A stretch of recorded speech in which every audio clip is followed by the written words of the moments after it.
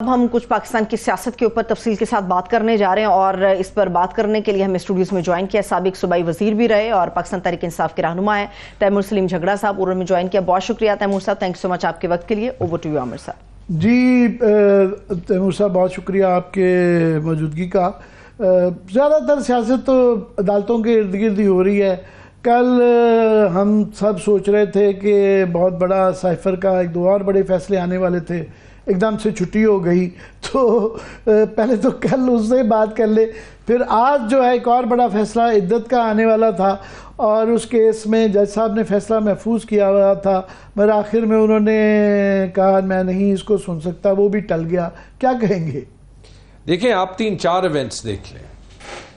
Number 1 جیسے آپ نے کل کہا سائفر کا کیس، نمبر 2 جو آپ نے آج کہا جو عدت کے کیس میں کہ ایک محفوظ فیصلہ نہیں سنایا ہوا، اور بظاہر تو یوں لگتا تھا کہ there was کوئی پری میڈیٹیشن تھی، کوئی پریشر تھی۔ وہ مانیکا صاحب بھی آئے ہوئے تھے اور ان کے ساتھ بھی کچھ لوگ اپیرنٹلی آئے ہوئے تھے جو کہ شور کر رہے تھے، اور پھر کورٹ کے باہر ایک سچویشن بھی کریٹ کی گئی۔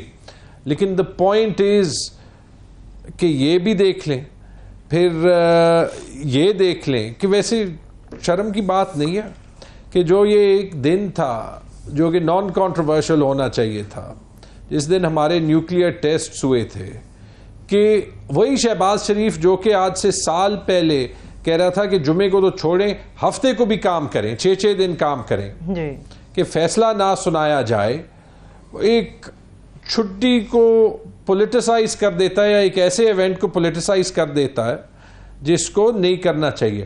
اور اوپر سے ایک اور چیز بھی دیکھ لیں، جہاں پہ 8 فروری کے الیکشن کے ریزلٹس اور ٹریبیونلز کا معاملہ ہے، تو ایک لیجسلیشن، بلکہ آرڈیننس کے تھرو لیجسلیشن اسی دن پاس ہو جاتی ہے جس دن سلمان راجہ کے کیس میں فیصلہ آنا ہوتا ہے کہ الیکشن کمیشن کے جو ٹریبیونلز ہوں گے اس میں ججز ہائی کورٹ کے مرضی پہ لگیں گے، جو کہ سینس بھی بناتا ہے۔ اور ابھی یہ لیجسلیشن انہوں نے خود ہی پاس کی تھی، اور ابھی پارلیمنٹ نے ایک آرڈیننس کے تھرو، اینڈ اس میں کوئی شک نہیں کہ یہاں پہ ٹارگٹ پنجاب ہے، کہ پنجاب میں جو دھاندلی کی ہے وہ کسی طریقے سے پروٹیکٹ ہو جائے۔ اور یہ یاد رکھیں کہ یہ چیزیں ساری ابھی بھی ٹھیک ہوں گی، اور یہ بھی یاد رکھیں کہ یہ چیزیں تاریخ یاد رکھے گی۔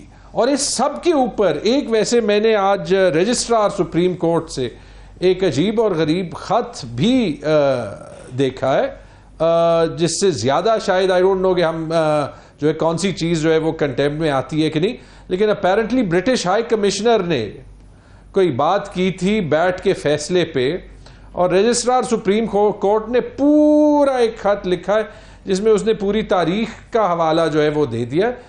تو یہ تو مجھے صرف کیا میں نے اس کے مندرجات نہیں پڑھے، تو کیا تاریخ کا کانٹیکسٹ کیا تھا ان کا؟ کیا انہوں نے برٹش ہائی کمشنر صاحب کو کہا کیا ہے؟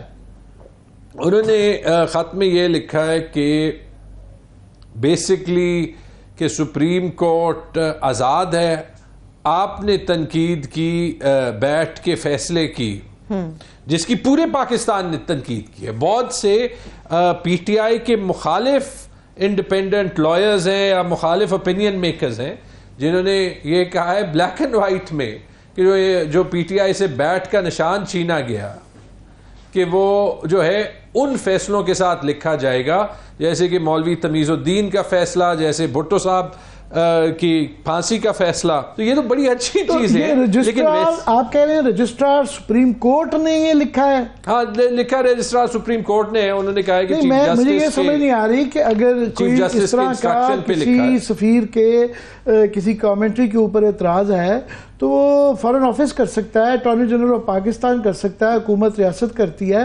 رجسٹرار فیصلوں کے اوپر یہ اس کی مینڈیٹ میں آتا ہے یہ کرنا؟ میرے خیال میں، بلکہ میں معیز جعفری صاحب کا ٹویٹ دیکھ رہا تھا کہ this looks like an extreme over reaction, اور چاہے سپریم کورٹ کے فیصلے ہوں وہ بھی تاریخ دیکھتی ہے، ان الیکشنز میں جو ہوا دو وجہوں کی وجہ سے ہوا.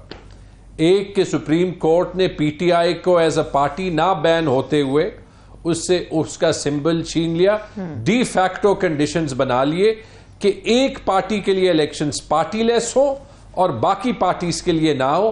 اور دوسرا, جس فیصلے پہ آروز جوڈیشری سے بیوروکریسی میں چلے گئے تھے وہ فارم 47 اور فارم 45 کا حصہ تو قیامت تک پاکستان کی تاریخ میں یاد رہے گا. اگر آپ یہ چیزیں دیکھ لیں اور اگر آپ یہ دیکھ لیں کہ جو ناانصافی عمران خان کے ساتھ ہوئی ہے اور جو ناانصافی ہمارے پولیٹیکل پرزنرز کے ساتھ آج تک ہو رہی ہے, یا آج آپ ایک جج کو دیکھ لیں, فیصلہ ریزروڈ, اس نے صرف فیصلہ سنانا ہے اور آج وہ فیصلہ, اس کا ایفیکٹ کیا ہے کہ اب یہ دوبارہ سنا جائے گا, یہ چند مہینے اور لگ جائیں گے. نہیں, اس کا ایکچوئل ایفیکٹ پتہ ہے, میں بتا دوں کیا ہے. جی, آپ پھر یہ کمپلین نہیں کر سکتے کہ پاکستان کے عوام, پاکستان کے اسٹیٹ سے, پاکستان کے جو انسٹیٹیوشنز ہیں, جوڈیشری ہے, گورنمنٹ ہے اور ادارے ہیں, ان سے مایوس کیوں نہیں ہوں گے.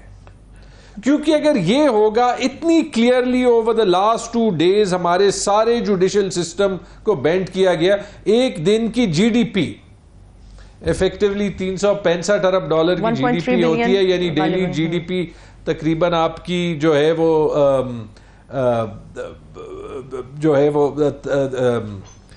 1 بلین کی ہو گئی. 1 بلین ڈالر, 300 جتنے ملک سال میں دن ہیں اتنی جی ڈی پی لگا لے تو $1 بلین کا نقصان ہے ایک دن کی چھٹی. یہ اچھا کہ آپ نے پوائنٹ آؤٹ کر دیا, لوگ ریئلائز نہیں کرتے کہ لوگ سمجھتے چھٹی ہے چلو جی مزے کرو. $1 بلین بہت. ابھی عامر صاحب میں پڑھی تھی $1.3 بلین. یہ تو آپ مجھے یہ بتا دیں, اس سب میں قصوروار یا پھر غدار یا پھر اینٹی اسٹیٹ یا پھر شرارتی یا پھر جو بھی آپ کہنا چاہتے ہیں, وہ پاکستان کے عوام اور پی ٹی آئی ہو گئے.